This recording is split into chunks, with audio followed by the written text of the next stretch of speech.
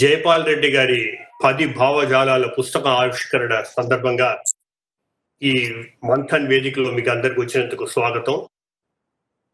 ముఖ్యంగా ఈ 10 భావజాలాల పుస్తకాన్ని అద్భుతంగా అనువదించిన భాస్కరం గారికి, మా మంథన్ సంస్థను మొదటి నుంచి ప్రోత్సహించి ఈ సంస్థను మన దేశంలో ఒక ముఖ్యమైన చర్చా వేదికగా తీర్చిదిద్దడానికి ముఖ్య కారకులలో ఒకరైన ప్రముఖ ఆర్థికవేత్త, former RBI governor YV Reddy గారికి, కమ్యూనిస్ట్ పార్టీ లీడర్, మన తెలుగు వారందరికీ గర్వకారణమైన పార్లమెంటేరియన్ జైపాల్ రెడ్డి గారు తమ పుస్తకంలో విశ్లేషించిన కమ్యూనిజానికి, సామ్యవాదానికి ఈ దేశంలో ఒక ప్రతినిధి సీతారాం యేచూరి గారికి, న్యాయ వ్యవస్థలో ప్రజలకు నమ్మకం సందగిల్లుతున్న ఈ రోజులలో తనదంటూ ఒక శైలిలో న్యాయాన్ని, ధర్మాన్ని, న్యాయ వ్యవస్థని బలోపేతం చేసి former judge of the supreme court justice Sudarshan Reddy గారికి, మా నెల్లూరు జిల్లా వాస్తవ్యులు,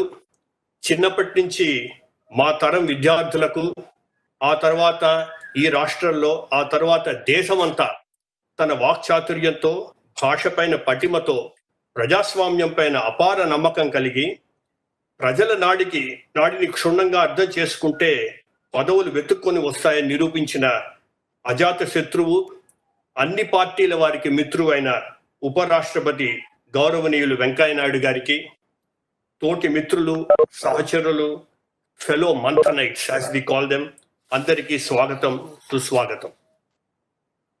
రాజకీయాలకు, జడ్జిలకు, జ్ఞానులకు, విజ్ఞానవేత్తలకు, ప్రజలకు అందరికీ అందుబాటులో ఉన్న వ్యక్తి జైపాల్ రెడ్డి గారు. మంథన్ కి జైపాల్ రెడ్డి గారికి ఒక అవినాభావ సంబంధం ఉంది. ఆయన అంటే ఆ రోజుల్లో, అంటే ఇప్పుడు కోవిడ్ అప్పుడు ఆన్లైన్ వేదిక పెట్టాం, కానీ ఆ రోజుల్లో మా విద్యారణ్య మీటింగ్లలో కనీసం 5-6 సార్లు వచ్చారు. ఒక రాజకీయ నాయకుడిగా కాకుండా ప్రజాభిప్రాయాన్ని తెలుసుకోవాలి అనే ఉత్సాహంతో, ఉత్సుకతో వచ్చి ముందు వరుసలో కూర్చొని, you are Mamidipudi Venkatarangaiah's grandson, no wonder you have co-founded an intellectual platform అన్నప్పుడు ఆ మాటల స్ఫూర్తితోనే ఈ సంస్థను నేను, అజయ్ గాంధీ, మా అడ్వైజరీ బోర్డ్ గత 15 ఏళ్లుగా నడిపిస్తున్నాం. జైపాల్ రెడ్డి గారికి వివేకము సులభంగా అబ్బిన విద్య. జీవితాంతం రాజకీయాల్లో మునిగి తేలుతున్న జ్ఞాని అయిన జైపాల్ రెడ్డి గారు అందరికీ అర్థమయ్యేట్టు ఈ పుస్తకం 10 భావజాలాల గురించి చెప్పడం, అది నిజంగా ఆయన విజ్ఞతకి నిదర్శనం. ఆయన మాటల్లోనే చెప్పాలంటే, ఈ పుస్తకం ఉద్దేశించింది పండితులకు, ఆయా రంగాలకు చెందిన విశేషజ్ఞులకు కాదు. ఇది రాసింది ఇందులో చర్చించిన విషయాలకు సంబంధించిన మూల వనరుల్లోకి వెళ్ళి మరింత సమగ్రంగా తెలుసుకోవాలన్న ఆసక్తిని, కొత్తగా రాజకీయాల్లోకి అడుగు పెట్టే వారికి జిజ్ఞాస గల ఇతర పాఠకులకు రాసిన పుస్తకం అన్నారు. మా మంథన్ సంస్థకు పునాది చర్చ, ప్రజాస్వామ్యం పైన నమ్మకం, మాకు జ్ఞానాన్వేషణలకు అంటే ప్రాణం, మేధోబంధనానికి అవధులు లేవనే నిర్దిష్ట అభిప్రాయం, కూలాంకుషంగా చర్చ జరిగే వేదిక ఏర్పాటు చేయడం కూడా ప్రజాస్వామ్యంలో ఒక ముఖ్యమైన భాగం అనే గట్టి నమ్మకం, అన్ని వర్గాలను కలుపుకొని నిర్భయంగా చర్చ జరిపించడం మా కర్తవ్యం అని మేము ఎప్పుడూ భావిస్తూ ఉంటాం. ఈ పుస్తకం చదువుతూ ఉంటే మంథన్ జైపాల్ రెడ్డి గారి ఆలోచన దృక్పథాన్ని అనుసరిస్తున్నామేమో అనే భావం మాకు కలగడం సహజం, సబబు కూడా.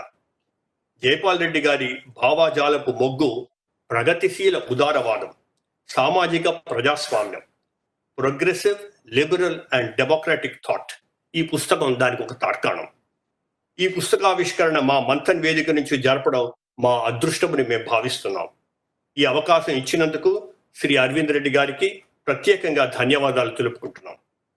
మా ఆన్లైన్ ఈవెంట్లో ఇంతమంది ప్రముఖులు, ముఖ్యంగా ఉపరాష్ట్రపతి గౌరవనీయులైన శ్రీ వెంకయ్యనాయుడు గారికి ఈ ఆవిష్కార సభ సందర్భంగా జరపడం మా వేదిక నిజంగానే వన్నె తెచ్చింది.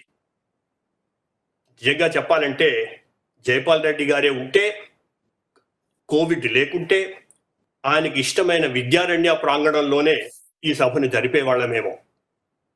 ఇంతటితో ముగుస్తూ ఈ పుస్తకాన్ని తెలుగులో అనువదించిన కల్లూరి భాస్కరం గారిని మాట్లాడమని కోరుతున్నాను.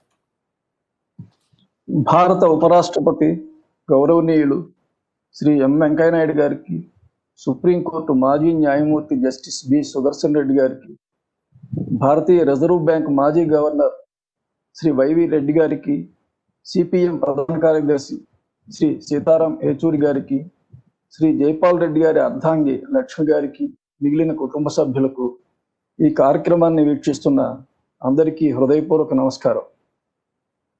శ్రీ ఎస్ జైపాల్ రెడ్డి గారు రాసిన 10 ఐడియాలజీస్ అనే ఆంగ్ల రచనను తెలుగులోకి అనువదించే అవకాశం నాకు కలగడం, ఈ పుస్తకావిష్కరణ కార్యక్రమంలో పెద్దలైన మీ అందరితో పాటు పాల్గొనే అవకాశం లభించడం నాకు ఎంతో సంతోషం కలిగిస్తున్న పరిణామం. ఇంగ్లీష్లో ఐడియాలజీ అనే మాటను తెలుగులో భావజాలం అని అనువదించుకుంటున్నాం. భావజాలం అనే మాట మనకి చాలా బరువుగా వినిపించవచ్చు. అదేదో బయటి పదార్థం, మనకి సంబంధం లేని బయటి పదార్థం అనిపించవచ్చు. కానీ నిజానికి అది ప్రతి మనిషి జీవితంలోనూ సహజమైన భాగం. ఏదో ఒక భావజాలం అంటూ ఉండని మనిషి ఉండడని జైపాల్ రెడ్డి గారు అంటారు. భావజాలాల ప్రాధాన్యాన్ని, వాటి గురించి చర్చించవలసిన అవసరాన్ని ఆయన అనేక కోణాల్లోంచి మన దృష్టికి తెస్తారు. ఇంకా ఆయన చమత్కారం ఏమిటంటే, రాజకీయ నాయకులు తమ ఆస్తులు అప్పులు బయట పెట్టుకోవడం కన్నా కూడా తమ భావజాలం ఏంటో బయట పెట్టుకోవడం చాలా అవసరం అని ఆయన అంటారు. రాజకీయ నాయకులనే కాదు, రచయితలను కూడా ఈ జాబితాలో మనం చేర్చుకోవాల్సి ఉంటుంది. జైపాల్ రెడ్డి గారు ఈ పుస్తకంలో 10 భావజాలాల గురించి, 4 ఉద్యమాల గురించి చెప్పారు. ఆ 10 భావజాలాలు ఏమిటంటే జాతీయవాదం, ప్రజాస్వామ్యం, ఉదారవాదం, పెట్టుబడిదారీవాదం, పరిణామాత్మక సామ్యవాదం, విప్లవ సామ్యవాదం, స్త్రీవాదం, పర్యావరణవాదం, అంశాంతవాదం, ప్రపంచవాదం.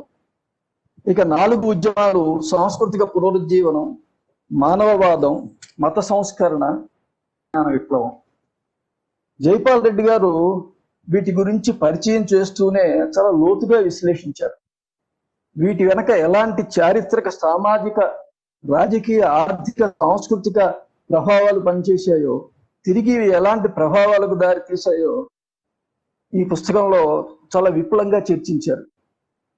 చివరిగా ఒక మహా అంతరం, ఇంగ్లీష్లో ద గ్రేట్ ఎసిమెట్రీ అనే శీర్షికతో నేడు ప్రపంచం ఎదుర్కొంటున్న సంక్షోభాలకు కారణాన్ని, పరిష్కారాన్ని చూపించారు.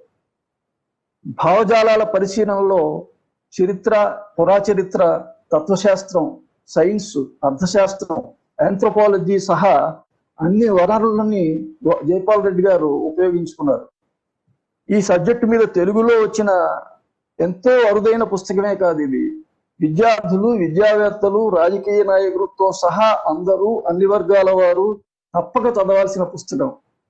భావజాలాల గురించి ఇంకా సాధికారంగా మాట్లాడగల పెద్దలు ఈ కార్యక్రమంలో ఉన్నారు కనుక అనువాదకుడిగా నా అనుభవానికి పరిమితం అవుతాను.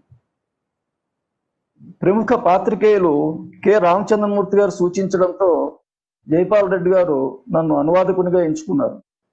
ఆ క్రమంలో అనేక సార్లు వారితో ఫోన్లో మాట్లాడటం, కలుసుకోవడం జరిగాయి. అనువాదం పూర్తి అయ్యాక అయితే వరుసగా 15-20 రోజుల పాటు ఎన్నో గంటల సేపు ఇద్దరం కూర్చుని అనువాద పాఠాన్ని పరిశీలించాం. ఆ సందర్భంలో వారి మేధో జీవితం, ఇంటలెక్చువల్ లైఫ్, లోతు, మేధో వ్యాసంగాల వైశాల్యం నాకు బాగా అర్థమయ్యాయి. వారికి ఆంగ్ల భాషా సాహిత్యంతోనే కాదు, చరిత్ర, పురాచరిత్ర, ఆంథ్రోపాలజీ, సైన్స్, ఎకనామిక్స్, ఇతిహాసాలతో సహా అనేక అంశాలతో గొప్ప పరిచయం ఉంది. ఆయా విషయాలపై మాట్లాడేటప్పుడు వారిలో ఎంతో ఉత్సాహం, ఉత్సుకత వెల్లివిరుస్తూ ఉండేవి. నా అదృష్టం కొద్దీ నాకు కూడా చరిత్ర, పురాచరిత్ర, ఆంథ్రోపాలజీ, ఇతిహాసాలపై ఆసక్తి ఎక్కువ కనుక నేను అంతే ఉత్సాహంగా సంభాషణలో పాలు పంచుకునేవాడిని. చూస్తుండగానే గంటలు దొర్లిపోయేవి. ఆయన నాకు ఎంత చనువు ఇచ్చారంటే, ఇంకోసారి ఛాయ్ తాగాలనిపిస్తే అడిగి తెప్పించుకునేంత చనువు వారు నాకు ఇచ్చారు. ఇంకా వారి అర్ధాంగి లక్ష్మి గారి ఆదరణ మరో తీపి గుర్తు. జైపాల్ రెడ్డి గారి తెలుగు పదజాలం మీద కూడా మంచి పట్టు ఉండేది. అనువాదంలో బాగా పడిందనుకున్న మాటను వెంటనే గుర్తించి ఆనందించేవారు. కరుణరస ఘట్టాల్లో ఆయన కంట తడి పెట్టిన సందర్భాలు నేను చాలాసార్లు చూశాను. అలాగే జైపాల్ రెడ్డి గారు గొప్ప ప్రజాస్వామ్యవాదిగా మనకు తెలుసు. వారిలోని ఆ ప్రజాస్వామ్య వాది లక్షణాన్ని నేను ప్రత్యేకంగా చాలాసార్లు చూశాను. ఎలాగంటే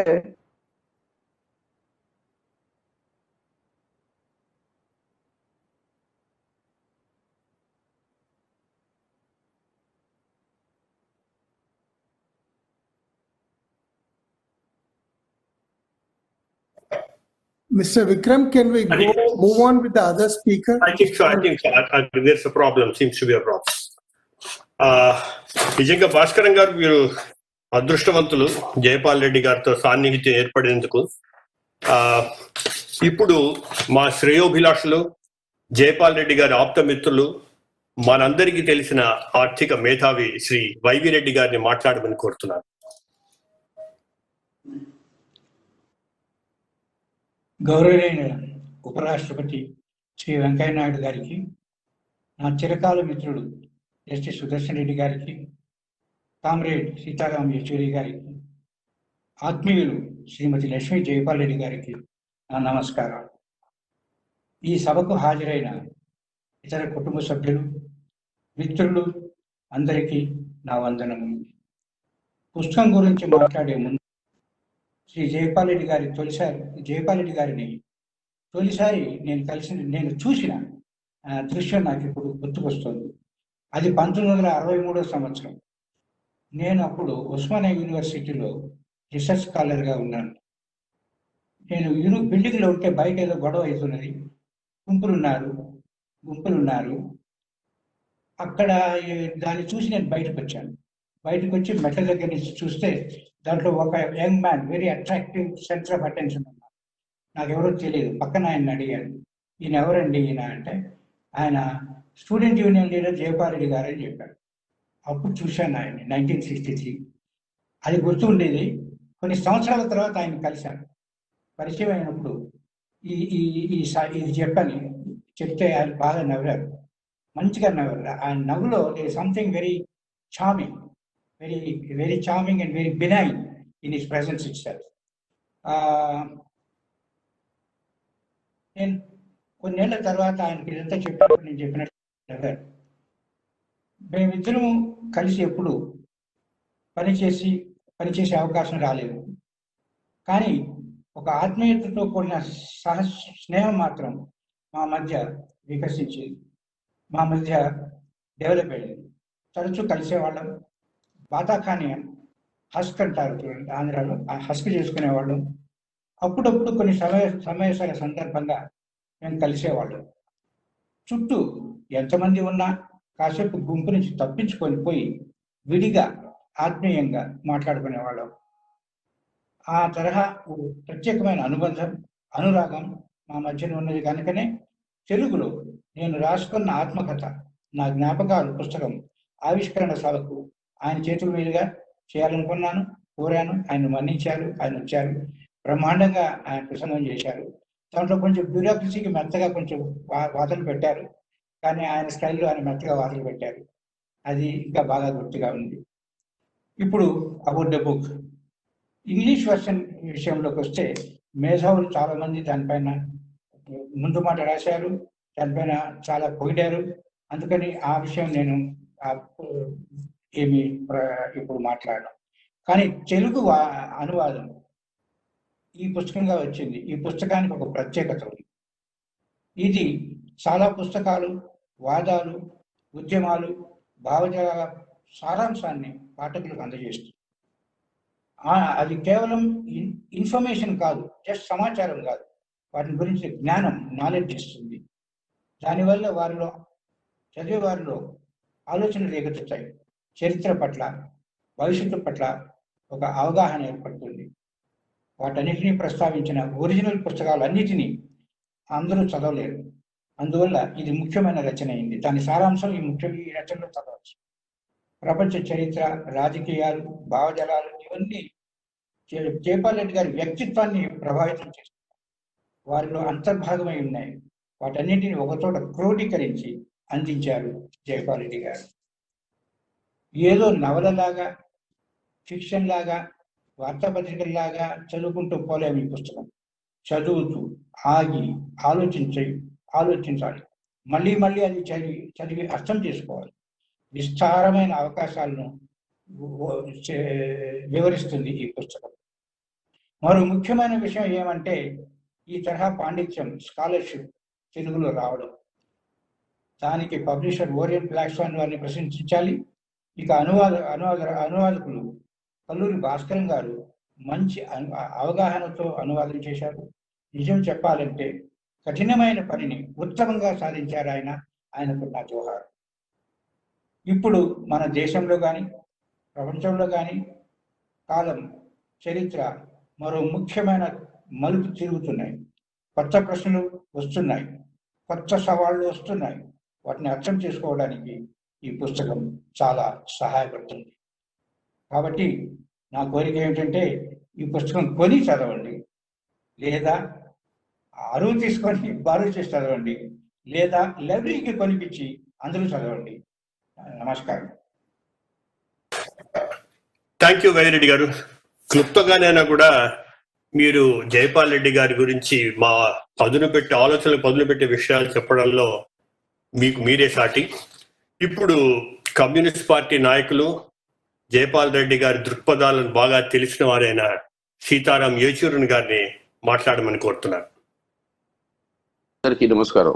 గౌరవమైన వెంకయ్య నాయుడు గారు, జస్టిస్ సుదర్శన్ రెడ్డి గారు, మాజీ ఆర్బీఐ గవర్నర్ వైవి రెడ్డి గారు, లక్ష్మి గారు, అరవింద్, వాళ్ళ కుటుంబం వాళ్ళందరికీ నన్ను ఇలా ఆహ్వానించి గౌరవించినందుకు నా కృతజ్ఞతలు, నమస్కారం. జైపాల్ రెడ్డి గారి గురించి నార్మల్గా మాట్లాడాలంటే చాలా కష్టమైన విషయం. ఎంత మాట్లాడినా చాలా తక్కువగా అనిపిస్తుంది. దాదాపు 30 సంవత్సరాల నుంచి చాలా క్లోజ్గా మేము ఇద్దరం కలిసి పనిచేయడం జరిగింది. అనేక మెలుకుల్లో, అనేక పార్టీ ఫార్మేషన్స్ లో, అనేక ఫ్రంట్ ఫార్మేషన్స్ లో చాలా చాలా కీలకమైన కాంప్లికేటెడ్ ఇష్యూస్ మీద ఏ రకంగా దీన్ని ప్రజల ముందుకు తీసుకెళ్ళాలి, ఎలాగా ఈ ప్రభుత్వాన్ని నిర్మాణించాలి, ఎలాగా ఈ ప్రభుత్వాన్ని కాపాడాలి, ఎప్పుడు ఈ ప్రభుత్వం పడిపోతుంది, దానికి అన్నిటికీ స్పోక్స్మెన్ కింద ఎప్పుడు మేము మనవి చేసేవాళ్ళం. జైపాల్ రెడ్డి గారు ఆ ఫ్రంట్ కి, ఆ ఫార్మేషన్ కి, ఆ ప్రభుత్వానికి స్పోక్స్మెన్ గా ఆయన చాలా కాంపిటెంట్ గా పనిచేసేవారు. కానీ వీటన్నిటిలోనూ ఆ సన్నిహితం చాలా ఎక్కువగా పెరిగింది. నాకంటే 10 ఏళ్ళు సీనియర్ ఆయన, అన్న అనేవాడిని. ఆయన దగ్గర నుంచి చాలా నేర్చుకున్నాను. కానీ ఎప్పుడు ఆ సీనియారిటీ కాదు, నేనేదో నీకంట ఎక్కువ ఎక్స్పీరియన్స్ ఉన్నవాడిని కాదు అని ఆ రకమైన భావాలు ఒక్కసారి కూడా అది ఎప్పుడు కనిపించలేదు. చాలా ఇన్ఫార్మల్ గా మంత్రిగా ఉన్నప్పుడు కూడా పిలిచి మేము కలిసి లంచ్లు చేయడంలో మేమిద్దరం అక్కడే మాట్లాడుకునే వాళ్ళం అంతా. కానీ ఆయన గురించి నేను ఇంత చెప్పినట్టు ఎంత చెప్పినా చాలా తక్కువగా ఉంటుంది. కానీ ఈ పుస్తకం రాసే సమయంలో, ఈ పుస్తకం గురించి వ్యూహించిన సమయంలో చాలాసార్లు చర్చించారు ఆయన. అంటే ఏ ఐడియాలజీస్, ఏ భావజాలాలు ఈ పుస్తకంలో ఇంక్లూడ్ చేయాలి, ఇవి చేయకూడదు, ఎన్ని మిగిలిపోతాయి, మిగిలిపోయిన వాటిని ఏం చేయము. దీంతో పాటు ఫస్ట్ గా ఈ రిలీజియస్ ఐడియాలజీస్ ఏవైతే వచ్చాయో ముందుకి, వాటిని ఏ విధంగా డీల్ చేయాలి. మీ దగ్గర నుంచి ఒక మొదటి మాటే చెప్పాల్సిన అవసరం ఉండేది. నేను 50 సంవత్సరాలు పైగా మన ఆంధ్ర రాష్ట్రాన్ని వదిలి ఢిల్లీ వెళ్ళి అక్కడ నా చదువు, నా రాజకీయాలు అన్ని అక్కడి నుంచి చేస్తూ రావడం వల్ల తెలుగులో మాట్లాడాలంటే కొంచెం ఇబ్బందిగా ఉంటుంది. అందుకోసం ఇంగ్లీష్ పదాలు వచ్చేస్తాయి. పదాలే రావడం కాదు, కొన్ని రెండు అంశాల మీద ఇంగ్లీష్లోనే మాట్లాడడానికి మీ అనుమతి తీసుకుంటాను. ఎందుకంటే ఇవి రెండు చాలా కీలకమైన విషయాలు, చాలా క్లిష్టమైన విషయాలు. వీటి గురించి తెలుగులో చెప్పాలంటే టైం చాలా ఎక్కువ జరుగుతుంది, అది ఇవాళ కుదరదు. సో ఈ చర్చల్లో ఆయన వచ్చినప్పుడు 2 ముఖ్యమైన విషయాలు వచ్చాయి. ఈ 2 విషయాల గురించి నేను చెప్పదలుచుకున్నాను ఇవాళ. ఆయన రాసిన ఈ 4 ఉద్యమాల గురించి, ఈ మూవ్మెంట్స్ గురించి, చివరికి రినైజెన్స్ ఎలా పుట్టుకుని వచ్చింది ఇటలీలో, ముఖ్యంగా ఫ్లోరెన్స్ లో, ఆ వాతావరణం ఎలా సృష్టి అయింది, దేనివల్ల డాంటే లాంటి వాళ్ళు కూడా లాటిన్ వదిలి తన ఇటాలియన్ లో రాయడం రచన చేయడం జరిగింది. లియోనార్డో డావిన్సీ లాంటి వాళ్ళు ఎలాగ పుట్టుకుని వచ్చారు, వాళ్ళ జీనియస్ అక్కడ ఎందుకు ఎలాగ థ్రైవ్ అయింది, ఆ మెటీరియల్ పరిస్థితులు ఏంటి, అది ఎలా పుట్టుకుని వచ్చాయి, వాటి గురించి చర్చించకుండా ఈ మూవ్మెంట్స్ రావడం వెళ్ళిపోవడం, the rise and fall of civilisations అంటారు, అవి ఎందుకు జరుగుతాయి, దాని గురించి కూడా పరిశీలించాల్సిన అవసరం ఉంది జైపాల్ గారు అని దాని గురించి చాలా వాదించేవారు. లేదు నీ మార్క్సిజం ఇదంతా, నువ్వు మళ్ళీ నీ కమ్యూనిస్ట్ ఆలోచనలతో వచ్చావు, నువ్వు మళ్ళీ మెటీరియలిస్ట్ ఫామ్ అంటావు. లేదండి 6 ఇండియన్ ఫిలాసఫీస్ లో, ముఖ్యమైన ఫిలాసఫీస్ లో కూడా 4 మెటీరియలిస్ట్ బేస్డ్, వీటి గురించి కూడా మనం అర్థం చేసుకోవాల్సిన అవసరం ఉంది. లేకపోతే మార్పులు ఎందుకు వస్తున్నాయి అనేది అర్థం కావు. వచ్చిన మార్పులు వచ్చాయి, ఎలాగొచ్చాయి, దాని ఇన్ఫ్లుయెన్స్ ఏంటి, దాని ప్రభావం ఏ విధంగా పడింది, అదంతా కరెక్ట్. కానీ ఎందుకు వచ్చాయి అది ఒక విషయం. రెండోది, అక్కడికి వచ్చేటప్పటికి నువ్వు మార్క్సిస్ట్వి, మెటీరియలిస్ట్వి, నువ్వు స్పిరిచువలిజం అంటే నీకు అర్థం కాదు సీతారామన్. అవునండి, కరెక్టే. స్పిరిచువలిజం నాకు మీరు ఆ విమర్శ నేను స్వీకరిస్తాను. కానీ ఆ స్పిరిచువలిజం అనేది, ఇది రెండో అంశం, ఆ స్పిరిచువలిజం అనేది అది థియిస్టిక్ స్పిరిచువలిజమా, అంటే దైవభక్తి వల్ల వచ్చే స్పిరిచువలిజమా, లేక ఏథియిస్టిక్ స్పిరిచువలిజం అనేది కూడా ఏదైనా ఉందా? ఈ ఐడియాలజీస్ అన్ని చర్చిస్తూ ఉంటే ఈ ప్రశ్న కూడా ముందుకు వస్తుంది. ఆ హ్యూమనిజం అనేది, ఆ చాప్టర్ ఆయన ఎప్పుడైతే రాసేవారు, ఆ హ్యూమనిజం ద్వారానే ఈ ఏథియిస్ట్ స్పిరిచువలిజం కూడా వస్తుంది. అంటే స్పిరిచువలిజం అనగానే దైవభక్తి వల్లే స్పిరిచువలిజం వచ్చేది అనేది కాదు, అది ఈ ఏథియిజం ద్వారా కూడా ఈ స్పిరిచువలిజం వచ్చే అవకాశం ఉంది. ఈ విషయాన్ని కూడా పరిశీలించారు. అంటే అప్పుడు అన్నాడు, సీతారాం నువ్వు నన్ను ఇంకో పుస్తకం రాయడానికి ప్రోత్సహిస్తున్నావు, you are a provocateur, you are provoking me. I said, no sir, you must write on all these questions. That is when, like you said, you dedicated your life. Whatever I read, whatever I imbibe, whatever knowledge I have, it is not only for personal satisfaction, but that knowledge has to be put for the good of the society, for the good of the people, and that is why he was an active politician all his life. And that is the basic point. ఆయన coat చేసేవాడు, నేను చేసేవాడిని Paul స్వీజీ అని, a very renowned political scientist, an American political scientist. He always said, ఈ మాటతో నేను చెప్పే విషయాల్ని ముగిస్తాను. He always used to say, ఆయన కోట్ చేసేవాడు నాకు, who is an intellectual? An intellectual can be like a vegetable that the cook will decide how to cut and how to prepare the vegetables. Either fry it, boil it, make it into a curry, various form. But how that vegetable is to be used is decided by the cook. But the real intellectual is one who decides for himself how his intellect can be useful for the people. That, I think, summarizes Jayapal Reddy Garu's life and work. It's very unfortunate that I couldn't proceed with the second book. I wish he was there with all of us. But on today, the first anniversary of his leaving all of us, with all the wits at my command, my respects to him, and my very, very hearty congratulations to Bhaskaram Garu for done a wonderful job in translating this. It is still taking time. YV Reddy గారు చెప్పినట్టు ఇది చదివి ఆలోచించి తెలుగులో చదవాలంటే ఇంకా time ఎక్కువ పడుతుంది నాకు, కానీ చదువుతాను. So thank you very much. ఈ అవకాశం ఇచ్చినందుకు మంథన్ ఆర్గనైజేషన్ కి నా best wishes. Thank you very much. Thank you Sitaram గారు.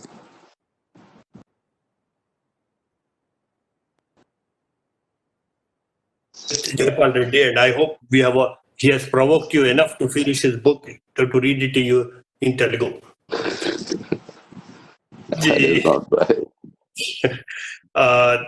ఇప్పుడు జైపాల్ రెడ్డి గారికి ఇంకొక ఆప్త మిత్రులు, అంటే జైపాల్ రెడ్డి గారికి అందరూ మిత్రులే, సన్నిహితులు, former supreme court judge justice Sudarshan Reddy గారిని మాట్లాడమని కోరుతున్నాను.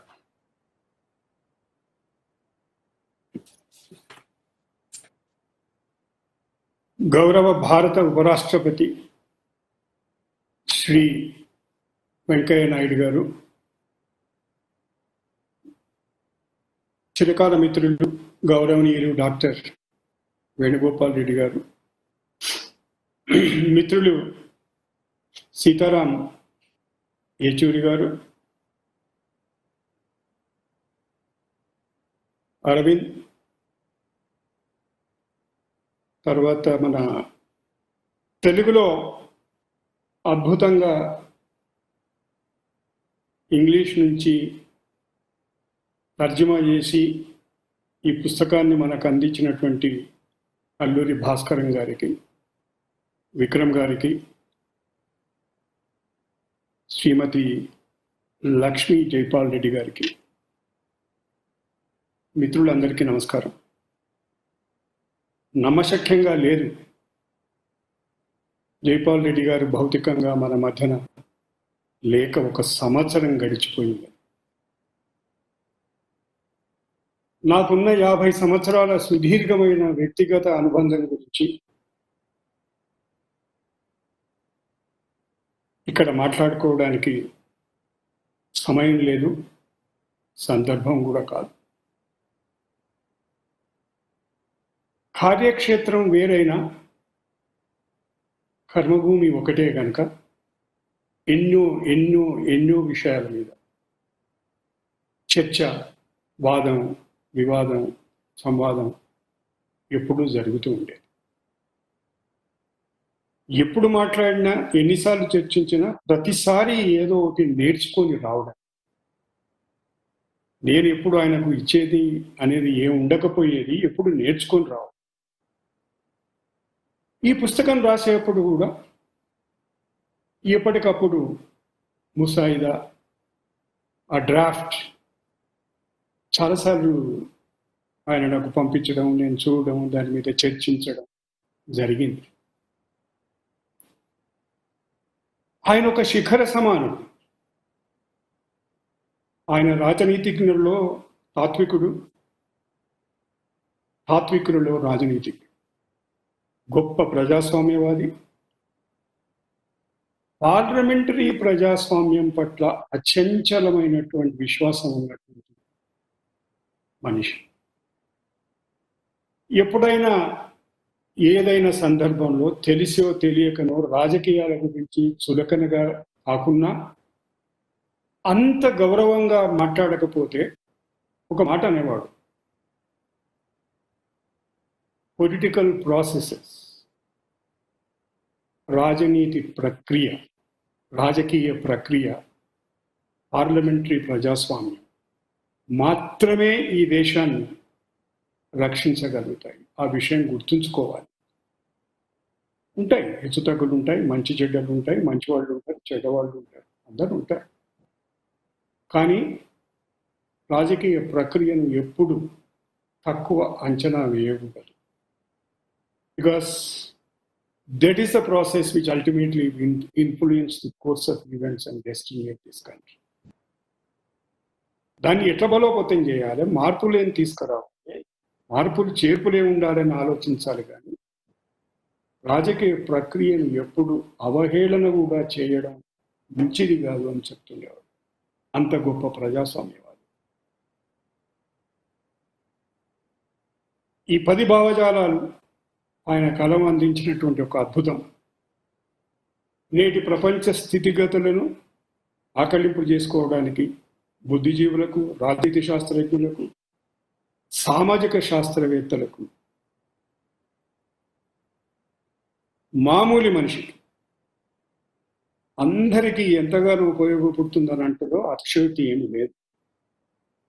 ఆ 10 భావజాలాల గురించి ఇక్కడ విశ్లేషించడం సాధ్యం కాదు.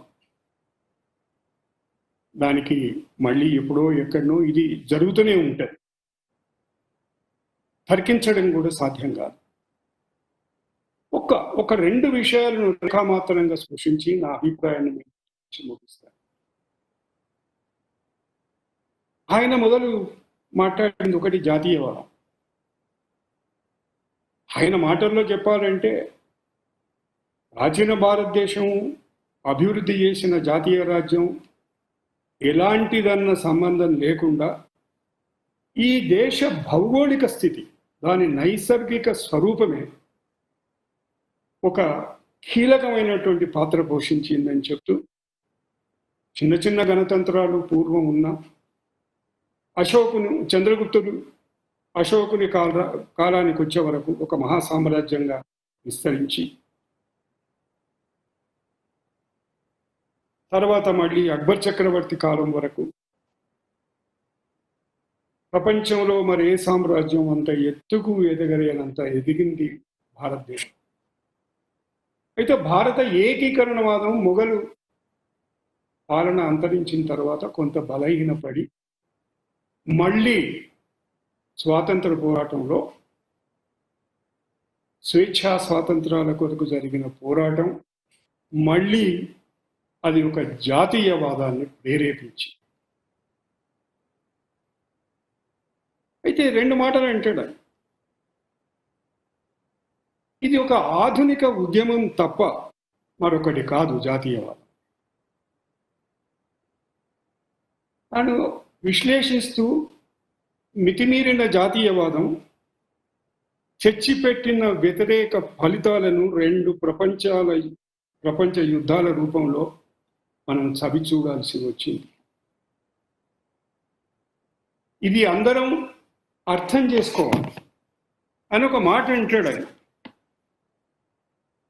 అన్ని ఉత్తమ లక్ష్యంతో మొదలైనటువంటి ప్రతి చర్య ఉన్నట్లే జాతీయవాదంలో కూడా మంచి చెడులు ఉంటాయి. ఎందుకు వినియోగించాలన్న దానిపై ఫలితాల స్వభావం ఆధారపడి ఉంటుంది.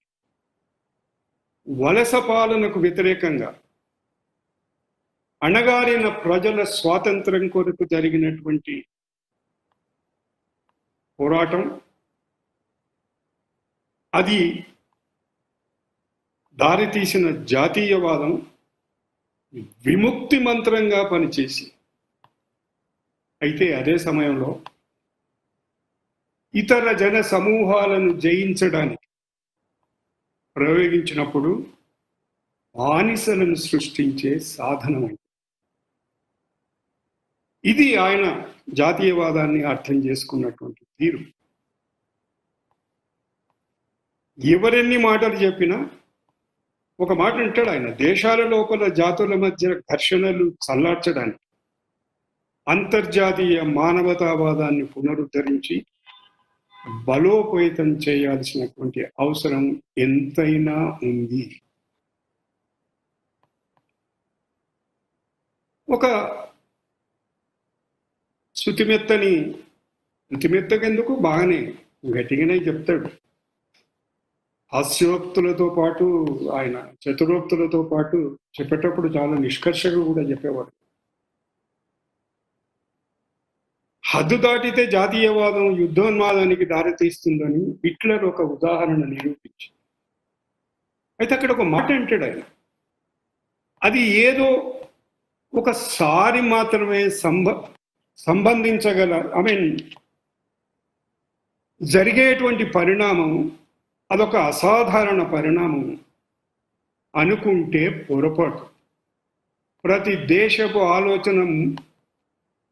ఆలోచనలో ఏములో అలాంటి, ఈ మాట మాత్రం ఆయనదే, అలాంటి దయ్యాలు వేలాడుతూనే ఉంటాయి అని అక్కడ బ్రెక్సిట్ గురించి, ట్రంప్ స్థానికవాదం గురించి చెప్తాడు ఆయన.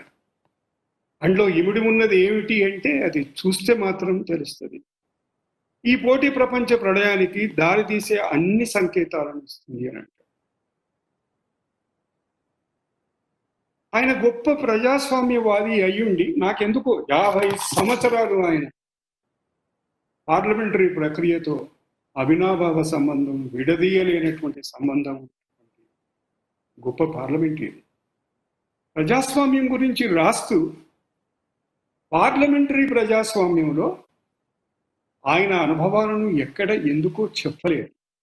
ఈ విషయం మీద నేను ఆయనతో చర్చిస్తా ఉండని చూద్దాము ఎక్కడన్నా అవకాశం ఉంటే. నేను వ్యక్తిగతంగా మీ అనుభవాలే కాదు, పార్లమెంటరీ ప్రజాస్వామ్య పంథ ప్రక్రియ, పార్లమెంటరీ ప్రజాస్వామ్య ప్రక్రియ ఈ దేశంలో ఏ విధంగా ముందుకు పోతుంది. ఎందుకొరకంటే మనదొక ప్రత్యేకమైనటువంటి పరిస్థితి.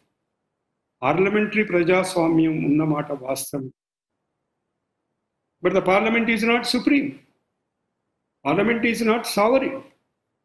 Parliament is supreme so far as the lawmaking is concerned. It is the constitution which is supreme. రాజ్యాంగబద్ధ పార్లమెంటరీ ప్రజాస్వామ్యం.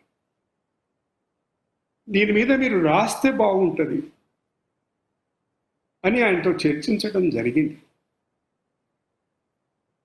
సుదీర్ఘంగానే దాని గురించి చర్చించింది. పార్లమెంటరీ ప్రజాస్వామ్యం, మాగ్నా కార్టా, తర్వాత అమెరికన్ విప్లవం స్వాతంత్ర ఆకాంక్షతో ప్రేరణ పొందినప్పటికీ రాజ్యాంగబద్ధ ప్రజాస్వామ్యం దిశగా జరిగిన తొలి భారీ ప్రయోగం అంటాడు. రాజ్యాంగబద్ధము ప్రజాస్వామికమైన ప్రభుత్వం ముందుకు తేవడమే దానికి ఒక ప్రాముఖ్యత. అయితే మనది ప్రెసిడెన్షియల్ ఫార్మ్ ఆఫ్ గవర్నమెంట్ కాదు, పార్లమెంటరీ టైప్ ఆఫ్ డెమోక్రసీ. కానీ పార్లమెంటరీ టైప్ ఆఫ్ డెమోక్రసీలో కూడా రాజ్యాంగబద్ధమైన పార్లమెంటరీ డెమోక్రసీ. ఆ ప్రజాస్వామ్యాన్ని విశ్లేషిస్తూ ఒక మాట అంటాడు ఆయన. ఉంటూను ఒక మాట అంటాడు, ఉదారవాదం లోపించిన ప్రజాస్వామ్యం ప్రజాస్వామ్యానికే ఒక వైరుధ్యం. If it's not a liberal democracy, it's not a democracy. It's a contradiction in terms, according to him. చాలా గొప్ప మాట. అయితే ఏం జరుగుతుంది మన దగ్గరనే కాదు, ప్రపంచంలో ఏం జరుగుతుంది? పార్లమెంటరీ ప్రజాస్వామ్యం, రాజ్యాంగ విలువలు, రాజ్యాంగబద్ధ పాలన ఎట్లా జరుగుతుంది? రిపబ్లిక్ ఆఫ్ టర్కీ గొప్ప దేశం, ప్రజాస్వామ్య దేశం.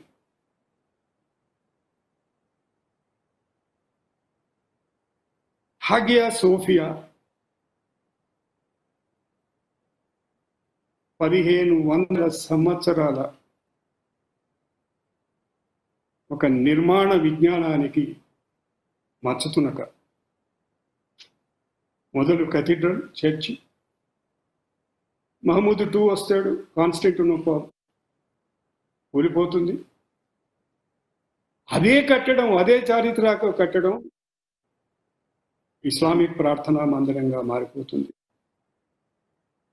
కమల్ అటాటర్క్ వస్తాడు, దాన్ని ఒక మ్యూజియం కింద మార్చేస్తాడు.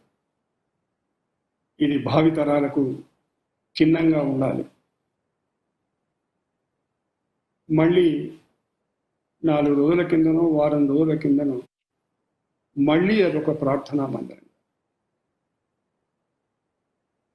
అంటే ఏంటి? విలువలేని రాజకీయాల్లో పాలకులను బట్టి ప్రార్థనా స్థలాల స్వరూపం, స్వభావాలు మారిపోతుంటాయా? ఇక్కడ ఒక నైతికమైనటువంటి సమస్య ఉత్పన్నం అవుతుంది అని చెప్పి అంటాడు. ఆయన ఏమంటాడంటే, మనం ఎన్నుకున్నటువంటి లక్ష్యమే కాదు, మార్గం కూడా అంతే ముఖ్యం. ఆ మార్గం ముఖ్యం కానప్పుడు లక్ష్యం ఎంత గొప్పదైనా సరే నేను గౌరవించను. రాజ్యాంగ వ్యవస్థలు విఫలం కాకూడదు అంటే సీతారాం గారు ఏమంటారో నాకు తెలియదు, కానీ రాజకీయ పార్టీలు మళ్ళీ ఒకసారి వాళ్ళ పాత్రను బేరీజు వేసుకొని పునశ్చరణ చేసుకోవాల్సినటువంటి సమయం వచ్చింది.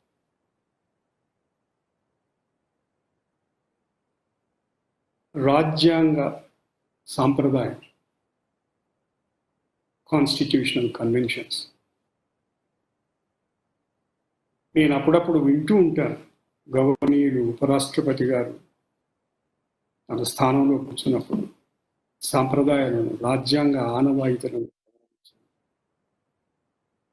అవి ఎక్కడ రాసి ఉండవు. Constitution conventions are to be respected. So also constitutional morality, రాజ్యాంగ నైతికత. ఈ రెండూ లేకపోతే, ఈ రెండిటిని గనక మనం అనుసరించకపోతే ప్రజాస్వామ్యం అంటే ఉండిపోతుంది. పార్లమెంటరీ ప్రజాస్వామ్యం అంటే కాగితం మీద ఎవరికి దోచినట్టు వాళ్ళు చేసేటువంటి పరిస్థితులు వస్తాయి. ఈ పరిస్థితులు రాకూడదంటే అందరం బాధ్యతాయుతంగా ఈ సంక్లిష్టమైన సమయంలో తమ వంతు పాత్ర పోషించాల్సిన అవసరం ఉంది అని చెప్పి ఒక సామాన్య పౌరునిగా నాకున్నటువంటి అభిప్రాయం. ఇంకా నాకు ఇచ్చిన 7 నిమిషాల కన్నా ఎక్కువైపోయింది.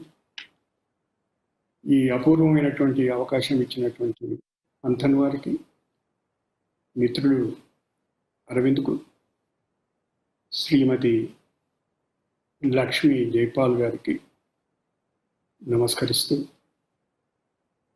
సెలవు. థ్యాంక్ యూ సుదర్శన్ రెడ్డి గారు. నిజంగా జైపాల్ రెడ్డి గారి ఆలోచన దృక్పథాన్ని, మీ సాన్నిధ్యాన్ని మీరు ఆయన దగ్గరలో చూశారు, చాలా ఏళ్ళు చూశారు.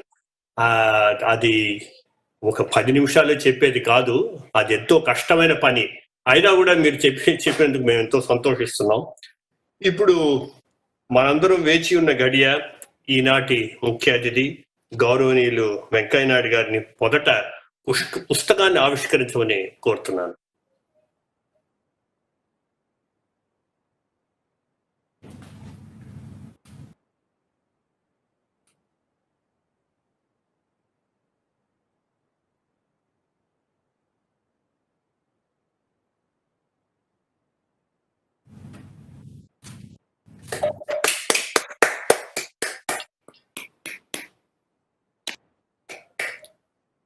ధన్యవాదాలు సార్.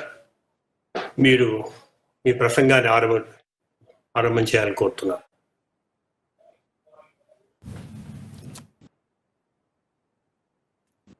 శ్రీ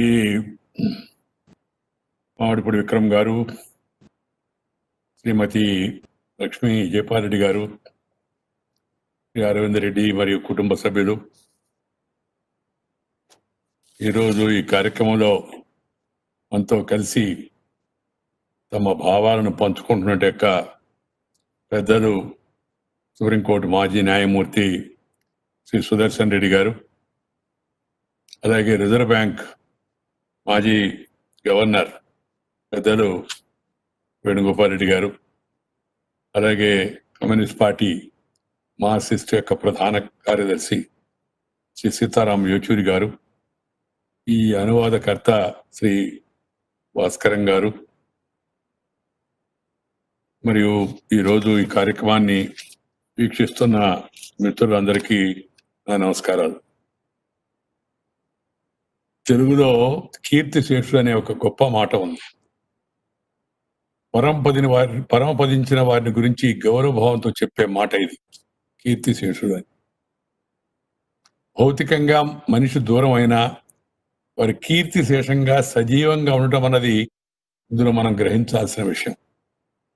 శ్రీ జైపాల్ రెడ్డి గారు రాజకీయ కురుక్షేత్రంలో తిరుగుతున్నప్పుడే ఆయన కీర్తి నలుదిశలా వ్యాపించింది. ప్రతి విషయాన్ని సైద్ధాంతికంగా కార్యకారణ సంబంధాలతో తర్కంగా ఆలోచించడం, వివరించి విడమర్చి చెప్పడం శ్రీ జైపాల్ రెడ్డి గారి యొక్క ప్రత్యేకత. శాసనసభ్యునిగా, పార్లమెంటు సభ్యునిగా, కేంద్ర మంత్రిగా, అధికార పార్టీ ప్రతినిధిగా, ప్రతిపక్ష అధికార ప్రతినిధిగా శ్రీ జైపాల్ రెడ్డి తన వాదనా పటిమతో, లోతైన అధ్యయనము, విశ్లేషణ, వివరణతో అందరి మనసులో గెలిచారు. వాటన్నిటి సమాహారమే ఆయన రాసిన 10 ideologies, the great asymmetry between agrarianism and industrialization in a English book. When Jaipal Reddy wrote this book in English, he met me personally and presented it to me. He telephoned to me and I said, please come, welcome. But it saddens me that he is not here today with us and we release it in our mother tongue, Telugu. ఈ పుస్తకాన్ని ప్రముఖ journalist Shri Kalluri Bhaskaram గారు తెలుగులో అనువదించారు. చక్కగా అనువదించారని చెప్పక తప్పదు. 10 భావజాలాలు వ్యవసాయక పారిశ్రామిక సమాజాల మధ్య ఒక మహాంతరంలో నేటి సంక్షోభానికి మూలాలు అన్న పేరుతో అనువాదమైన ఈ పుస్తకం నిజానికి జైపాల్ రెడ్డి గారు బతుకున్నప్పుడే విడుదల కావాల్సి ఉంది. అనువాద పాఠాన్ని ఆయన స్వయంగా చదివి ఆమోదించారు కూడా. ఇప్పుడు ఇలా ఆయన ఇంగ్లీష్ పుస్తకం అనువాదాన్ని విడుదల చేసే అవకాశం నాకు కలవడం అదృష్టంగానే భావిస్తున్నాను. సంతోషంగా ఉంది.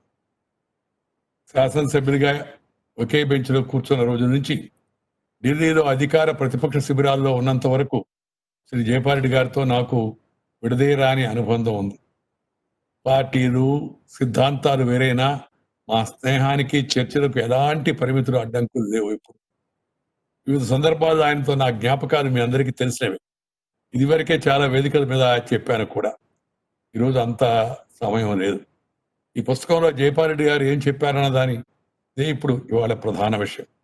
పారిశ్రామిక విప్లవంతో వేగం పెరిగింది, వసతులు పెరిగాయి, సౌఖ్యం పెరిగింది, పట్టణీకరణ పెరిగింది, దూరాలు తగ్గాయి, కానీ ఏదో లోపిస్తుంది. తరతరాలుగా సమాజానికి అన్నం పెట్టిన అన్నదాత బతుకు ప్రశ్నార్థకం అవుతుంది, సవాలుగా మారుతుంది. వ్యవసాయం బరువవుతోంది. చాలా మంది వ్యవసాయ రంగం నుంచి వెళ్ళిపోతున్నారు. ఇది ఎటు దారి తీస్తుంది, దీనికి కారణాలు ఏమిటి అన్న విషయాలను జైపాల్ రెడ్డి గారు చాలా చక్కగా లోతుగా చర్చించి పోసగుచ్చినట్టుగా మన ముందు ఉంచారు. ఇది నాకు ఎంతో ప్రియమైన విషయం. ఎందుకంటే అన్నదాతలు ఈ దేశంలో మన ఆర్థిక వ్యవస్థను ముఖ్యంగా నడిపేవాళ్ళు అయిన రైతులను మనం అన్ని విధాలు ఆదుకోవాల్సి ఉంది. రాష్ట్ర స్థాయిలో, దేశ స్థాయిలో, సిద్ధాంత స్థాయిలో, ఆచరణ స్థాయిలో మనందరం దానిపై దృష్టి పెట్టాల్సి ఉంది. ఎక్కడున్నామో మనం తెలిస్తే, ఎందుకున్నామో తెలిస్తే అప్పుడు ఏం చేయాలో, ఎటు వెళ్లాలో తెలుస్తుంది. అలాంటి అవగాహనకు ఈ పుస్తకం ఒక దిక్సూచి లాంటిదని నేను భావిస్తున్నాను. నా మిత్రుడు సన్నిహితుడైన జైపాల్ రెడ్డి గారు భారత రాజకీయాల్లో అరుదైన రాజనీతిజ్ఞుడని చెప్పడంలో సందేహం లేదు, అతిశయోక్తి లేదు. లోతైన అధ్యయనం, అనేక జాతీయ అంతర్జాతీయ అంశాలపై అవగాహన, భాషా పటిమ ఉభయ భాషల్లో కలిగిన జైపాల్ రెడ్డి మనల్ని వదిలి వెళ్ళి అప్పుడే 7 ఏడాది అయిందంటే నేను నమ్మలేకపోతున్నాను. It is admirable that Sri Jaipal Reddy stayed in public life for decades without ever compromising his ideological outlook and personality. He served the country with distinction in different capacities and will always be remembered for his oratory, simplicity, down-to-earth attitude, and unwavering commitment to principles he believed in. He is an intellectual with grassroots touch. This is what is needed. We see a lot of intellectuals who lecture, who write without understanding the grassroots level realities and the repercussions of their thoughts and actions. Country needs such intellectuals like Jaipal, not the armchair intellectuals in politics and public. Jaipal రెడ్డిని రాజకీయ నాయకుడు అవడం కంటే ఆయన ఒక తాత్విక దృక్పథం గల అధ్యయనశీలి అని చెప్పాలి. ఆయన అసెంబ్లీలో మాట్లాడినా, లోక్సభలో మాట్లాడినా బలమైన ప్రజానుకూల తాత్విక దృక్పథం వినిపిస్తుంది, మనకు కనిపిస్తుంది. సాహిత్యాన్ని, తత్వశాస్త్రాన్ని, వివిధ దేశాల ఆర్థిక సిద్ధాంతాలు లోతుగా అధ్యయనం చేసి ఆ అధ్యయనంలో వెలుగులో రాజకీయాలను చూసిన విశేషజ్ఞుడు ఆయన. అందుకే ఆయన ఒక ఉత్తమ పార్లమెంటరీగా కూడా గుర్తింపు పొందారు. ఆయన వ్యక్తిత్వం, ప్రజా సంస్థలను ఆయన చూసే విధానం, బలమైన ప్రజాస్వామిక దృక్పథం వల్లనే మేమిద్దరం మంచి స్నేహితులమయ్యాం. దేశ రాజకీయ నాయకుల్లో ప్రపంచ పరిణామాలు, సిద్ధాంతాలు గురించి తెలిసిన అతి తక్కువ మందిలో ప్రస్తుతం ఉన్నవాళ్ళు, ఉండిన వాళ్ళు లేనటి వరకు జైపాల్ ఒకరు. ఆయన జీవించినంతకాలం గతానికి, వర్తమానానికి అసలు సిసలు ప్రతినిధిగా వ్యవహరించారు. దేశ రాజకీయాలు 2 భిన్న ధృవాలకు వ్యతిరేకంగా ప్రత్యామ్నాయ రాజకీయాల కోసం ఆయన జీవితాంతం అన్వేషించారు. జైపాల్ రెడ్డి రచించిన 10 ఐడియాలజీస్ చదివితే ఆయన ప్రపంచాన్ని నిర్దేశించిన 10 భావజాలాల గురించి ఆయనకు లోతైన అవగాహన ఉన్నట్టుగా మనకు అర్థమవుతుంది. ఈ పుస్తకం ఇంగ్లీష్ కాపీని ఆయనే స్వయంగా నాకు బహుకరించారు. దీన్ని మాతృభాషలోకి అనువదించి నేను విడుదల చేసిన నాటికి ఆయన వాళ్ళు జీవించలేకపోవడం నాకు చాలా బాధ కలిగిస్తుంది. ఈ పుస్తకాన్ని ఆవిష్కరించడం నా మిత్రుడు జైపాల్ను జ్ఞాపకం చేస్తున్నట్టుగా అనిపిస్తోంది. రాజకీయాల్లో ఉన్న వారికి తాత్విక దృక్పథం తప్పనిసరిగా ఉండాలి. సిద్ధాంతం, తాత్విక దృక్పథం లేని రాజకీయాలు పూర్తిగా వృధా. సైద్ధాంతిక విలువలున్న రాజకీయాలు దేశానికి ఒక స్పష్టమైన దిశ నిర్దేశాన్ని అందిస్తాయి. ఎక్కడి నుంచి మనం ప్రారంభించాలి, ఎటు పయనించాలి అనే అంశాల్లో దేశ ప్రజల సమస్యలను పరిష్కరించడంతో పాటు దేశానికి బలమైన ఆర్థిక, రాజకీయ, సామాజిక వ్యవస్థను ఏర్పరిచేందుకు దీర్ఘకాలిక దృష్టిని, కార్యాచరణను అందించేదే ఒక సైద్ధాంతిక దృక్పథం. అది ఇవాళ చాలా మందిలో కొరవడుతుంది. అందుకే జైపాల్ రెడ్డి ఈ పుస్తకంలో వర్తమాన సమస్యలను పరిష్కరించేందుకు ఒక ఆధునిక సైద్ధాంతిక దృక్పథం అవసరమని చెప్పాడు. ఈ పుస్తకంలో భావజాలాల గురించి విశ్లేషించేటప్పుడు జైపాల్ రెడ్డి ప్రపంచంలో చర్చకు వచ్చిన అన్ని సిద్ధాంతాల గురించి ప్రస్తావించడమే కాకుండా సమాజంలో మార్పులకు దోహదం చేసిన అనేక పరిణామాలను వాస్తవిక దృక్పథంతో విశ్లేషించి వాటికి తాత్విక కోణాన్ని జోడించారు. ఆ రకంగా విశ్లేషించడం ఆయన ఒక నిశితమైన దృష్టి గల సామాజిక శాస్త్రవేత్తగా వ్యవహరించారు. వ్యవసాయక సమాజం నుంచి పారిశ్రామిక సమాజం వరకు మారే ఈ క్రమంలో వివిధ దేశాల్లో జరిగిన అనేక పరిణామాలను, అన్వేషణలను, ఆవిష్కారాలను, భావజాలాలను ఆయన అన్వేషించారు. ఇవాళ మనం చూస్తున్న ప్రజాస్వామ్యం పెట్టుబడిదారీ విధానాలతో పాటు పర్యావరణవాదం, స్త్రీవాదం, ప్రపంచీకరణ, సంస్కరణల వెనుక ఉన్న మూలాలని ఆయన 10 భావజాలాలుగా వర్గీకరించారు. ఈ 10 భావజాలాల్లో ప్రధానమైనది ఒకటి జాతీయవాదాన్ని గురించి కూడా నా మిత్రుడు విశ్లేషించడం నాకు సంతోషకరంగా. దాని లోతుపాతులు కూడా ఆయన విశ్లేషించాడు. ఇంతకుముందు మనం విన్నాం కూడా. వలసలను అంతమందించి ఆసియా, ఆఫ్రికా, దక్షిణ అమెరికాలోని అసంఖ్యాక దేశాలకు స్వతంత్రాన్ని సిద్ధింపజేయడం 20వ శతాబ్దంలో జాతీయవాదం సాధించిన సానుకూల విజయం అని నా మిత్రుడు రాశారు. నేను ఆయనతో ఏకీభవిస్తాను. మన దేశంలో కూడా స్వతంత్ర పోరాటంలో పాల్గొన్న గాంధీజీ, సుభాష్ చంద్రబోస్ తదితరులు సృష్టించిన జాతీయ భావనల గురించి ఆయన అభివర్ణిస్తూ 3 దశాబ్దాల స్వాతంత్రోద్యమం భారత ప్రజలను ఐకమత్యమనే పట్టు దారాలతో బిగింపజేసిందని అద్భుతంగా వర్ణించారు. అంతేకాదు ఈ దేశ విలక్షణ భౌగోళిక స్థితి అనాది నుంచి భారతదేశపు సాంస్కృతిక ఐక్యతను నొక్కి చెప్పడానికి కవులను, తాత్వికులను ప్రభావితం చేసిందని, వేదకాలం నుంచి స్వాతంత్రోద్యమం వరకు అఖండమైన భారత ఉనికిని మనం వివిధ రచనల్లో చూడవచ్చని జైపాల్ చెప్పడం చాలా విశేషం. ఈ అఖండమైన భారత ఉనికి ఇవాళ దేశ ప్రజలను సమైక్యంగా మార్చింది. మన దేశం, మన నేల, మన జాతి, మన భాషలు, మన సంస్కృతి, మన ఆచార వ్యవహారాలు మనకెంతో ముఖ్యమైనవి మాత్రమే కాదు, ప్రాణప్రదమైనవి కూడా. వాటిని ప్రాణప్రదంగా చూసుకోవాలి. వాటికి హాని వాటిల్లుతుందని లేదా ముప్పు ఏర్పడుతుందని ప్రజలు గ్రహిస్తే ఏ కాలంలోనైనా వారు కలిసికట్టుగా ఆ దాడిని ఎదుర్కొనేందుకు సిద్ధపడతారు. అదే జాతీయవాదం. భారతదేశంలో, భారతీయ ఆత్మలో ఈ జాతీయవాదం చాలా బలంగా ఉన్నదని ఇటీవల పరిణామాలు నిరూపిస్తున్నాయని నిస్సందేహంగా చెప్పవచ్చు. నిజానికి మతం, జాతి, భాష అనే వాటిని ప్రతికూల దృక్పథంతో ఆలోచించే ధోరణి సరైంది కాదన్న అభిప్రాయం. అవి మన అస్తిత్వానికి, మన సంస్కృతికి, మన సమైక్యతకు, మన సమగ్రతకు తోడ్పడి దేశ శ్రేయస్సుకు ఉపయోగపడడం ఆరోగ్యకరమైన పరిణామమే. ఈ విషయంలో మన దృష్టికోణానికి మార్చుకోవాల్సిన అవసరం కూడా ఉందని నేను మిత్రులకు సూచిస్తున్నాను. ప్రజాస్వామ్యం అనేది ఒక సామాజిక వ్యవస్థ. పరిణామంలో పరిపక్వమైన పరిస్థితులకు సంకేతం. ప్రజాస్వామ్యం ఇంకా పరిపక్వం రూపం దాల్చిందా లేదా అన్నది చర్చనీయాంశమే. ఈరోజు అంత సమయం లేదు.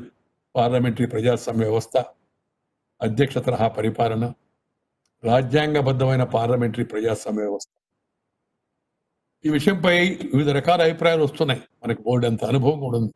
దాన్ని దృష్టిలో పెట్టుకొని ఈ అభిప్రాయాలన్నిటి కూడా మన అందరం కూడా అధ్యయనం చేసి భవిష్యత్తును గురించి ఆలోచించడం అవసరం. అదొక మరొక సందర్భంలో నేను వివరంగా మాట్లాడతాను. ప్రజాస్వామిక వ్యవస్థలు అనేక లోపాలు ఉన్నాయి, అనుమానం లేదు. కానీ ఈ లోపాల పరిణామ క్రమంలో ఏర్పడినవే. వాటిపై చర్చిస్తూ పరిష్కరించుకునే క్రమంలో ప్రజాస్వామ్యం తానను తాను మెరుగుపరుచుకొని అభివృద్ధి చెందుతూనే ఉంటుంది. అదే ప్రజాస్వామ్య ప్రక్రియ అంటే. జైపాల్ దృష్టిలో ఆర్థిక ప్రపంచీకరణ ఎంత ముఖ్యమో బౌద్ధిక, సాంస్కృతిక ప్రపంచీకరణ కూడా ఎంతో ముఖ్యం. ఈ విషయంలో నేను పూర్తిగా ఏకీభవిస్తాను. నిజానికి మన భారతీయ తాత్విక చింతన వసుదైవ కుటుంబకం అన్న భావన ద్వారా భారతీయులు ఏనాడో బౌద్ధిక సాంస్కృతిక ప్రపంచీకరణ గురించి ప్రపంచానికి చాటి చెప్పారు. ఈ జైపాల్ కూడా అదే విషయాన్ని విశదీకరించారు. లక్ష్యం ఉన్నతమైతే చాలు, దాన్ని అందుకునేందుకు ఎలాంటి మార్గమైనా అనుసరించడం సరైంది కాదు. లక్ష్యంతో పాటు దాన్ని సాధించే సాధనం కూడా ఉన్నతంగా ఉండాలన్న కొత్త మార్గం మంచిదని Gandhi, Martin Luther king, Nelson Mandela వంటి మహనీయులు చేపట్టిన పందా గురించి జైపాల్ సవివరంగా తెలియజేశారు. మన రాజకీయ నైతికతలోనే సమూలమైన సవరణ జరగాలని జైపాల్ అన్న వ్యాఖ్యల్లో గాఢతను మనందరం అర్థం చేసుకోవచ్చు. తన సైద్ధాంతిక దృక్పథాన్ని, వ్యక్తిత్వాన్ని కాపాడుకుంటూనే కొన్ని దశాబ్దాల పాటు దేశ రాజకీయాల్లో తన ప్రతిష్టను కాపాడుకుంటూ మనగలగడం కూడా మామూలు విషయం కాదు. ఆయన ఇటు నుంచి అటు వెళ్ళాడు. అయితే అది ఆలోచన పరిణామ క్రమంలో ఏర్పడినట్టు పరిణామం తప్పితే అవకాశవాదంతో కూడుకున్నది కాదని చెప్పవచ్చు. పట్టణాభివృద్ధి శాఖ మంత్రిగా, సమాచార మంత్రిగా ఆయన చరిత్ర పటంలో నిలిచిపోదగ్గ అనేక నిర్ణయాలు తీసుకున్నాడు. నేను కూడా ఆ విభాగాలు నిర్వహించాను. అన్ని మంచి ఆలోచనలను మనం ఆహ్వానించడం ద్వారా ముందుకు వెళ్ళాలనుకోవడం ఉదాత్త ప్రవర్తనగా భావించిన జైపాల్ రాజకీయాల్లో ఉదాత్త విలువలను ఆశించారు. ఉదాత్తమైన ఆలోచనలు అన్ని దిక్కుల నుంచి మన వైపు రావాలని ఋగ్వేదంలో చెప్పిన సూక్తిని ఆయన అంతిమంగా ఉటంకించారు. జైపాల్ తన జీవితం అంతా ఉదాత్తమైన ఆలోచనలు చేశారు. అవి తప్పనిసరిగా ఏదో ఒక రూపంలో సమాజ శ్రేయస్సుకు తోడ్పడతాయని నేను విశ్వసిస్తున్నాను. తాను నమ్మిన విలువలు, వాల్యూస్, తనను తీర్చిదిద్దిన ఆదర్శాల చట్టం దాటి రాకుండా సాగిన జైపాల్ రెడ్డి నిష్కలంకమైన ప్రయాణం ఈ తరానికి ఆదర్శం కావాలి. నిష్కలంకమైన ప్రయాణం. భారత బాధ్యత గల ప్రజాప్రతినిధిగా జైపాల్ రెడ్డి అందించిన స్ఫూర్తిని ముందుకు తీసుకెళ్ళడం మనందరి బాధ్యత. ఈ పుస్తకాన్ని అనువదించిన మిత్రుడు శ్రీ కల్లూరి భాస్కరం గారికి, ప్రచురించిన ఓరియంటల్ బ్లాక్ స్వాన్ ప్రచురణకర్తలకు, ఇందులో పాలు పంచుకున్న వారి కుటుంబ సభ్యులందరికీ నాకు అభినందనలు. శ్రీ జైపాల్ రెడ్డితోనే కాకుండా ఆయన కుటుంబంతో కూడా నాకు మంచి సంబంధాలు ఉన్నాయి. నేను జైపాల్ రెడ్డి అనేక విషయాలు విభేదించేవాళ్ళం. ఆయన ఆంగ్లంలో ఎక్కువగా మాడితే నేను తెలుగులో ఎక్కువగా మాడుతుండేవాడు. ప్రభుత్వం ఉన్నవాళ్ళు చెప్తుండేవాళ్ళు, ఏందయ్యా ఒకరి తర్వాత ఒకరు ఇంగ్లీషు తెలుగులో మమ్మల్ని ఉతికేస్తున్నారని సరదాగా మాట్లాడుతుండేవాళ్ళు. విషయాలను తర్కించుకునేటప్పుడు, చర్చించుకునేటప్పుడు ఎప్పుడు కూడా అభిప్రాయ భేదాలను పరస్పరం గౌరవించుకునేవాడు. అది జైపాల్ యొక్క సంస్కారం. అది చాలా అవసరం. ఎందుకంటే ఆలోచనలు వేరువేరుగా ఉంటాయి. ఆలోచనలను మనం తెలియజెప్పుకొని, అర్థం చేసుకొని, తర్కించుకొని ముందుకు వెళితే మంచి ఆలోచన ముందుకు వస్తుంది. ఇవాళ రాజకీయాల్లో ఇప్పుడు ఈ పుస్తకం యొక్క శీర్షిక 10 భావజాలాలు. 10 భావజాలాలు, ఒకటి కాదు, 10 భావజాలాలు. ఈ భావజాలాలు చాలా అవసరం రాజకీయంలో. కానీ నిదానంగా రాజకీయాల్లో భావజాలం తగ్గుతూ ఉంది, మాయాజాలం పెరుగుతుందని ప్రజలు విచారిస్తున్నారు. దీన్ని అందరూ దృష్టిలో పెట్టుకోవాలి. రాజకీయం అనేది ఒక సిద్ధాంతం. ఆ సిద్ధాంతాన్ని నియమ నిబంధనలతో, నిష్ఠలతో ఆచరించడం, దాన్ని ప్రజలకు మేలు చేయడం కోసం, దేశాన్ని మేలు చేయడం కోసం, సమాజాన్ని ముందుకు తీసుకెళ్ళడం కోసం, ఆనందవంతమైన యొక్క, ఆరోగ్యవంతమైన యొక్క, సౌఖ్యవంతమైన యొక్క భవిష్యత్తును కల్పించడం, దానికి రాజకీయ సిద్ధాంతాన్ని మనం ఉపయోగించుకోవాలి. ఆ సిద్ధాంతాల్లో ఎవరి అభిప్రాయాలు వాళ్ళకు ఉంటాయి, అనుభవాలు కూడా చాలా ఉన్నాయి. అందుకని ఆయన వాటి గురించి పేర్కొన్నాడు. మన ముందు కూడా అనేక అనుభవాలు ఉన్నాయి. ఏ సిద్ధాంతాలు ఏ సమాజంలో ఎప్పుడు ఎంత ప్రభావం చూపించి ఆ తర్వాత ప్రభావం తగ్గిపోవడానికి కారణం ఏంటి అనే విషయాన్ని మనం గుర్తించాలి.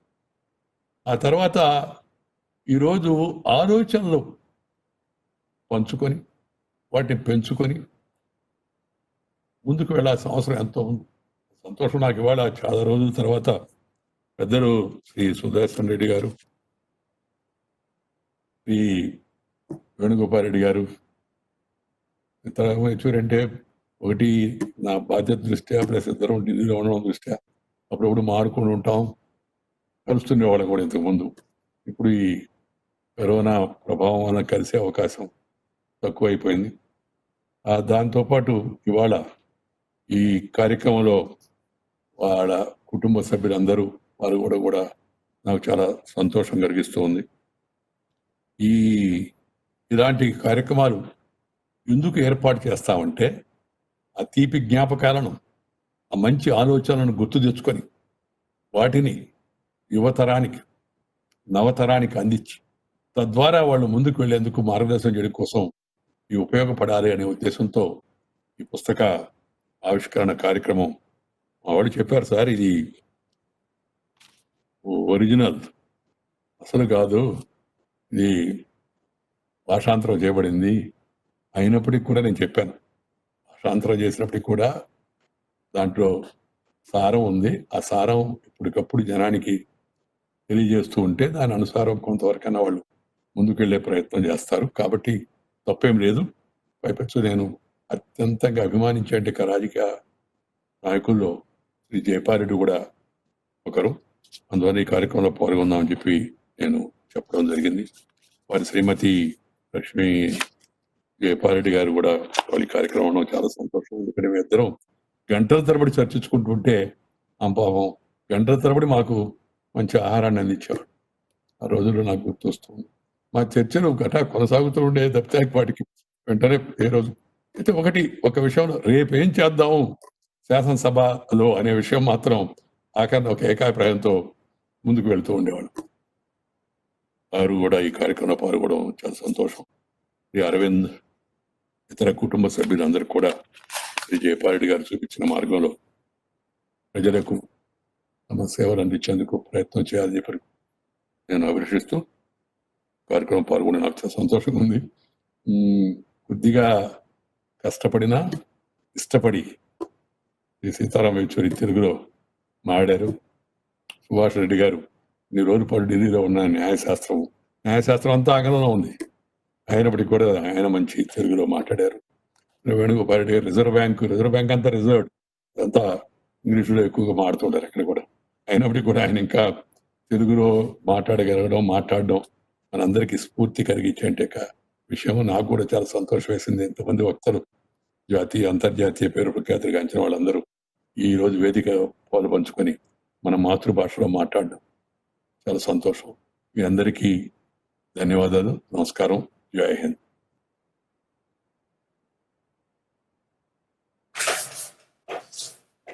వెంకయ్య నాయుడు గారికి ధన్యవాదాలు చెప్తున్నాం. నిజంగా రాజకీయవేత్తలు, ఆర్థిక శాస్త్రవేత్తలు, జడ్జీలు, అనువాదకులు అందరూ ఒకే వేదిక పైన జైపాల్రెడ్డి గారి గురించి చెబుతూ ఉంటే మీ సాన్నిహిత్యం మాకు ఎంతో ఒక విధమైనటువంటి ఒక జెలసీ వస్తున్నది. మేము ఇంకా ఆయన్ని ఇంకొంచెం బాగా తెలుసుకోలేకపోయామే అని ఒక బాధ ఒకటి ఉన్నది. అయితే ఈ పుస్తకం చదువుతూ ఉంటే ఆ ఆలోచన శైలి కానీ ఆ దృక్పథాలు కానీ కొంచెం మాకు బాగా అర్థమవుతున్నాయి. We wish he was around to inspire future generations for a longer time. ఇప్పుడు అరవింద్ రెడ్డి గారిని ఓట్ ఆఫ్ థ్యాంక్స్ ఇవ్వమని కోరుతున్నారు. ఈ కార్యక్రమంలో పాల్గొన్న గౌరవనీయులు భారత ఉపరాష్ట్రపతి శ్రీ వెంకయ్య నాయుడు గారికి, మాజీ న్యాయమూర్తి సుదర్శన్ రెడ్డి గారికి, శ్రీ సీతారాం యేచూరి గారికి, డాక్టర్ వైవి రెడ్డి గారికి, అతిథులందరికీ నా నమస్కారం. మా నాన్నగారు కీర్తిశేషులు జైపాల్రెడ్డి గారు రచించిన 10 ఐడియాలజీస్ తెలుగు అనువాదం 10 భావజాలాల పుస్తకావిష్కరణ కోరిన వెంటనే అంగీకరించి ఆన్లైన్ ద్వారా ఆవిష్కరించి తమ అమూల్య సందేశం ఇచ్చినందుకు భారత ఉపరాష్ట్రపతి గౌరవనీయులు శ్రీ వెంకయ్య నాయుడు గారికి మా కుటుంబ సభ్యులందరి తరఫున ఉదయపూర్వక కృతజ్ఞత. అదేవిధంగా ఈ కార్యక్రమానికి విశిష్ట అతిథులుగా పాల్గొని తమ అమూల్యమైన అభిప్రాయాలను వెలువరిచిన మాజీ న్యాయమూర్తి సుదర్శన్ రెడ్డి గారికి, శ్రీ యేచూరి గారికి, డాక్టర్ వైవి రెడ్డి గారికి మా ఉదయపూర్వక ధన్యవాదాలు. 10 ఐడియాలజీస్ తెలుగులోకి అనువదించిన కలూరు భాస్కరం గారికి, పుస్తకాన్ని ప్రచురించిన ఓరియన్ బ్లాక్ స్వాన్ సంస్థకు, ఈ కార్యక్రమాన్ని నిర్వహించిన మంథన్ కో-ఫౌండర్స్ అజయ్ గాంధీ, విక్రమ్, అదేవిధంగా ఈ కార్యక్రమ ప్రసారానికి సహకరించిన ఐడ్రీమ్స్, FTV, మిగతా మీడియా సంస్థలకు, ఈ కార్యక్రమాన్ని ప్రత్యక్షంగా వీక్షించిన వారందరికీ నా హృదయపూర్వక అభినందనలు. Thank you. I request all of us to wait till the Honorable Vice President leaves.